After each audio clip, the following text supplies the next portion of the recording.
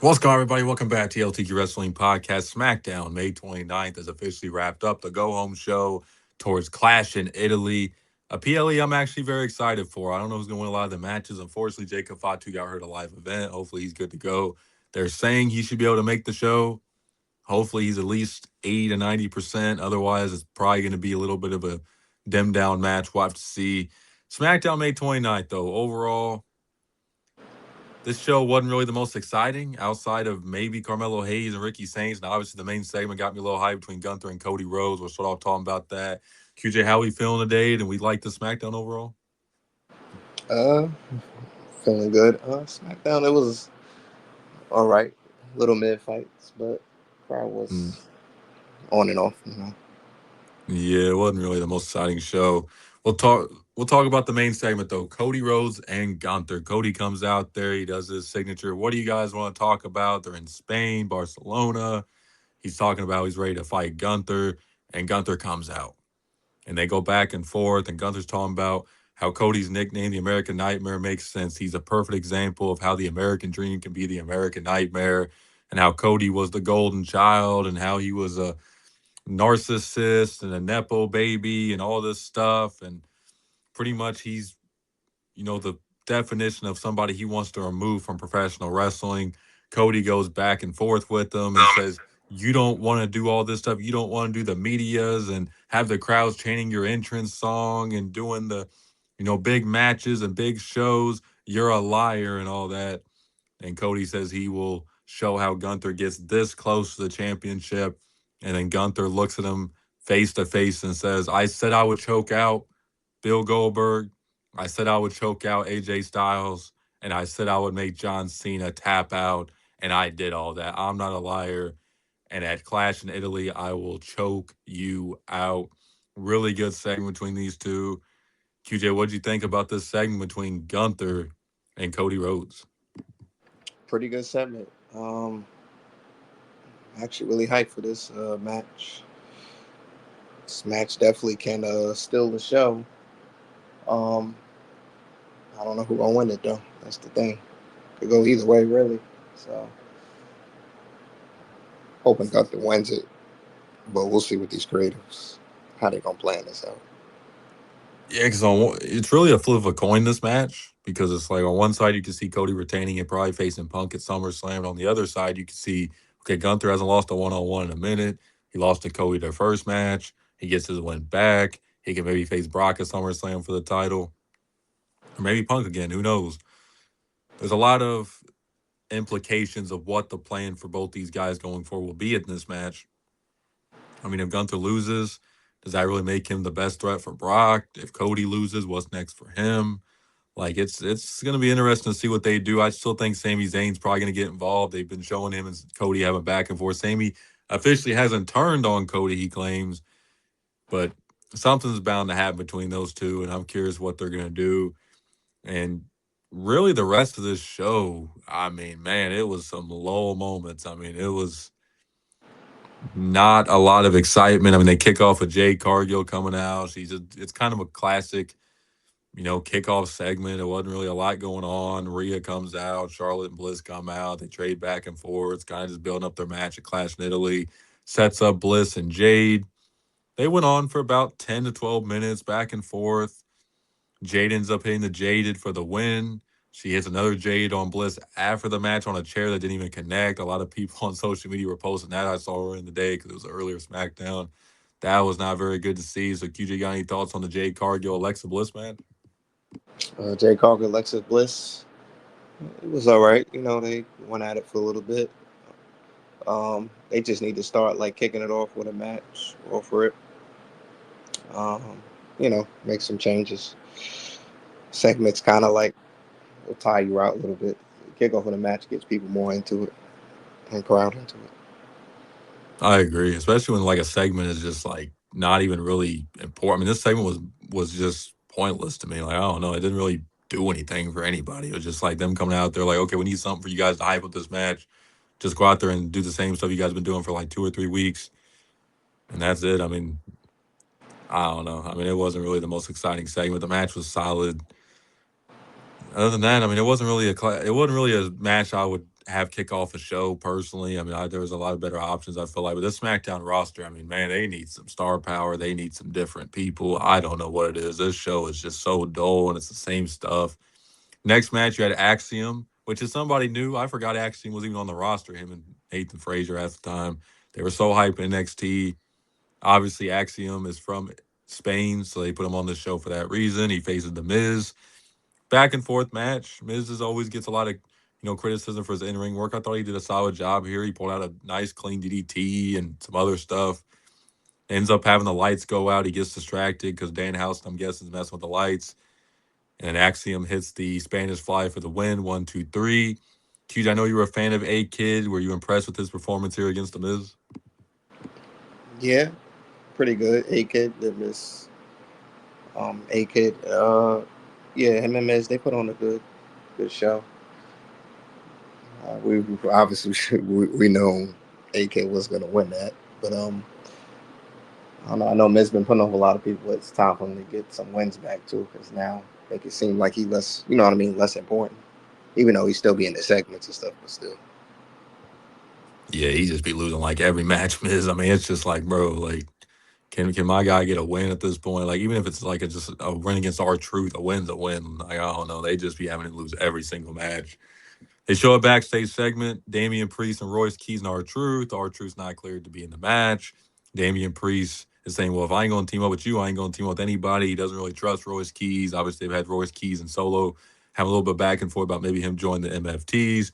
So next match, Royce Keys and Damian Priest against, Tonga Loa and Tamatonga. And I mean, it was just a match on the card. I don't really have too much to say about it. I mean, Tawa Tonga hits a choke slam on Priest. Obviously, R-Truth came out there and fought Solo for a little bit, and that's it. I mean, this feud's been going on for a minute. This whole Damian Priest and the Tonga Loas or whatever. It's just like it is what it is at this point.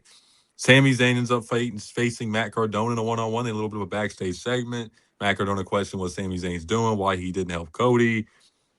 Not too long of a match, a little bit back and forth.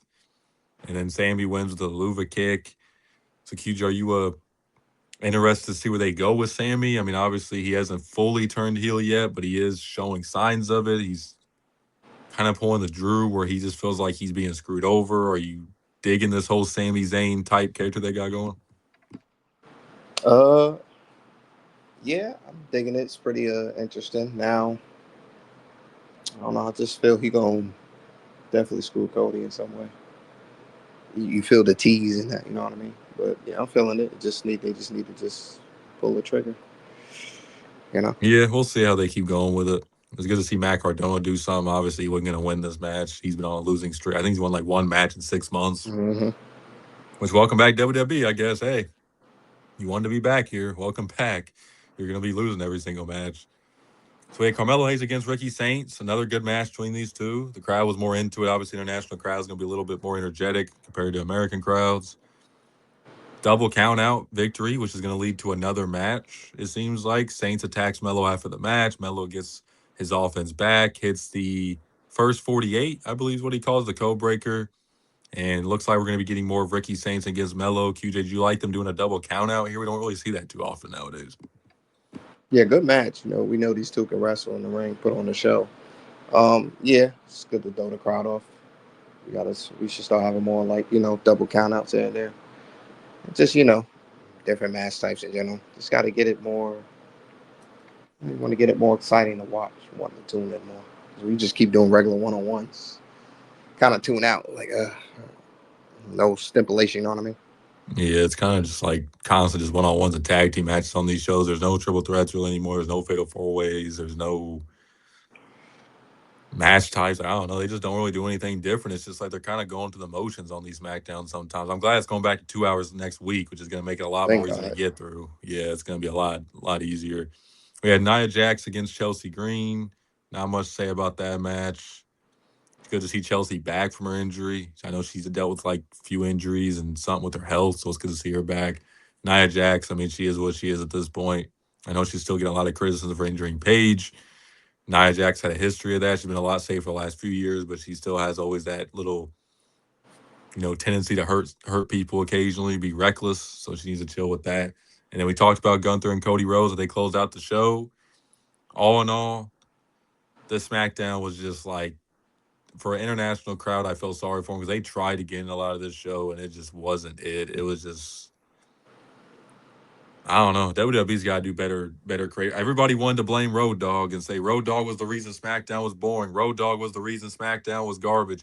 He's not there no more, so I don't want to hear no Road Dogg getting blamed. It is still the same show that there when he left. So he might have played a part in these shows not being the greatest, but he definitely wasn't the full blame like a lot of the reports and everything we're trying to put out there. It's like he was kind of the scapegoat for creative.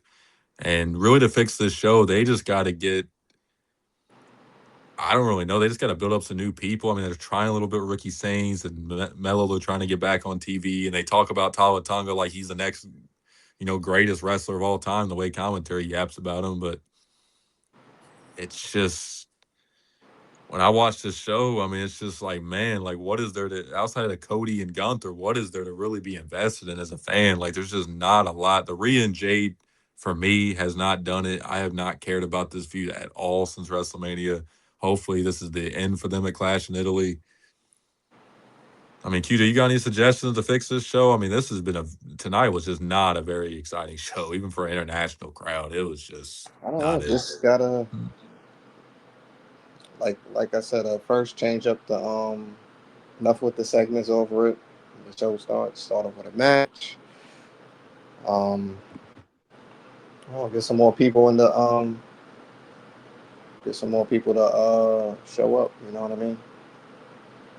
Get there. You know what I mean? Get their feet wet in the ring. Stop having most of the time we see the same people. You know, the same. It's like we already know who gonna be in the segment and not Hmm. week in and Yeah. week out. You know what I mean? Just change it up. You know? Yeah, WWE has a tendency of not letting feuds die when they need to be done. Like this whole Royce Keys, Damian Priest, and MFTs thing, it's not even interesting. Nobody cares about it. And they just keep dragging it along. It's just like it's time to move on. It's not interesting. Maybe they do Rhea and Charlotte. That'll bring some fan interest. I know a lot of people like their last match, their last feud, and everything. It seems like they're kind of teasing that a little bit. Miz and Danhausen, that's been going on forever. I don't know if they plan on doing that for months or not. That seems like it's not going to end. It's just they. That's the problem with Triple H is creative. They just don't know when to let something not go. Like it's okay to end a feud after a month or 2 months if it's not really meant to go that long. It just feels like they think every single feud should be like, okay, Damian Priest and Aleister Black, let's have it go on 6, 8 months. Like, no, it's not that interesting to go on that long. We'll see though. We'll see what's in store for the SmackDowns after Clash in Italy. 2 hours. We'll just have to see. But hopefully, you guys enjoyed our SmackDown review. We try to review every single week, even though it's tough to get through these shows sometimes. Enjoy doing the reviews. If you guys like gaming, make sure to check out me and QJ's gaming channels. I've been streaming Batman a little bit, not consistently, but here and there. I got MLB The Show series. QJ, what you got cooking up on your channel currently? Um, just put a 2K video out. Other than that, I'm just got the 2K content. Still got that free game where wins meet. I mean, I got videos ready for that. And yeah, that's pretty much it for right now. Yeah, we'll keep cooking up the gaming content. There are some games coming out. I know that 007 game a lot of people are playing. Lego Hmm. Batman's very popular right now. So there are some games. Obviously, Call of Duty just had their trailer get released. A lot of fans are talking about that. So if you're into gaming, check out our gaming channels. We're also on Spotify. If you're like me and you like listening to your podcast like I do when I'm working overnights, check us out on Spotify at LTQ Wrestling Podcast. As always, appreciate the support. Peace. Peace.